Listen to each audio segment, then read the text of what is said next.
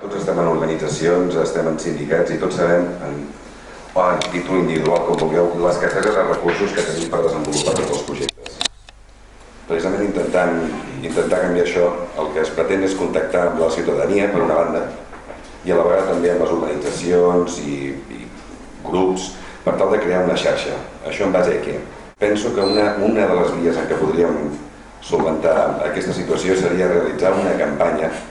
Una campanya m'estic referint a enganxar cartells, no una gran campanya mediàtica, sinó una continuïtat a l'hora d'enganxar uns cartells amb una llegenda tan ingènua, com li vulgueu dir, no? Es busquen voluntaris per canviar el món i adreçar-lo, per exemple, si la gent ja està d'acord, al Fòrum Social Català.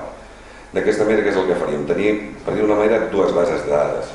Per una banda, el formulari que emplenaria la gent, on es definirien les tasques que podrien realitzar, temps, bla, bla, bla, i per una altra banda, el que són els grups, d'aquesta manera, no forcem, no? Però convidem a que puguin definir i quantificar els recursos que disposen o necessiten, i llavors la intenció és creuar les dues bases de dades, a les quals intentar que la ciutadania tingui accés a un lloc concret per desenvolupar accions que tot sovint ens trobem que diuen «Hosti, és que voldria fer alguna cosa i no sabria què fer». Doncs adreçar-se a un lloc molt concret.